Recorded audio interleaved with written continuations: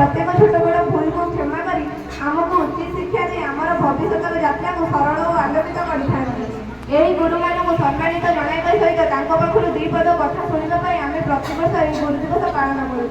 तेज आम मन में प्रश्न उठुव आम गुरु दिवस केबेठार पालन करुचे।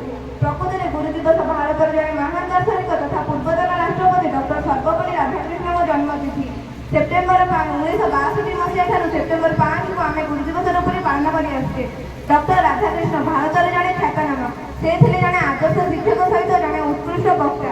तांकर जन्म 1888 मसीहा सेप्टेम्बर 5 तारिख दिन तमिलनाडु एक छोट गाँ तिरुचानी में होता। पिला बेलू सांगसाथी अध्यापक शिक्षक अशेष भल पाते। पिता वीरस्वामी एक ब्राह्मण परिवार जन्मग्रहण कर एक पूजा कर्म कर्म इत्यादि करके जीविका अर्जन करुले। आर्थिक अवस्था आदौ भल नाला। खूब कष्ट कर प्राथमिक शिक्षा समाप्त करते। तुलसी दुई पत्र बाचिला भली प्रतिभा छोट बड़ू प्रस्फुलित होता। पिला बेलू सांगसाथी अध्यापक शिक्षक अशेष भल पाते। बीए परीक्षा दे विश्वविद्यालय स्तर में सर्वोच्च स्थान अधिकार करते। जी पिला बेलू पढ़ार राह पाई नथिले से बड़ हो पिलामानंकु पढ़ार राह देते। पर से मद्रास प्रेसिडेंट कॉलेज अध्यापक हेले।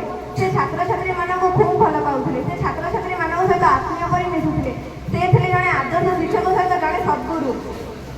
डॉक्टर राधाकृष्ण देखिले जे ए समाज शिक्षक जाति प्रति बड़ दलित और अवहेलित अवस्था रही। शिक्षक समाज प्रति कई ध्यान देना। से शिक्षक समाज प्रति दृष्टि आकर्षण करने निजर जन्मदिन सेप्टेम्बर 5 को गुरु दिवस रूप में पालन करने से देशवासी मानक नवेदन कले। से दिन आम सेप्टेम्बर 5 को गुरु दिवस रूप में पालन कर जड़े छात्र जीवन में गुरुर अवदान को केवे भी अणदेखा करना। बापा माँ आम सफलता कहीं प्रकृत में खुशी होता से होती गुरु। पुरातन काल में गुरु शिष्यर संपर्क को स्वर्ण अक्षर में लिपिबद्ध कर मोर कहबार तात्पर्य हूँ गुरु को बिना आम जीवन अंधार। गुरु ही शिक्षा माध्यम आम जीवन को आलोकित करते। आज ये पवित्र गुरु दिवस अवसर में एठारे उपस्थित थी मोर समस्त गुरुजी और गुरुमा मानू गुरु दिवस हार्दिक अभिनंदन जनाई मोर वक्तव्य शेष करुँच। जय हिंद।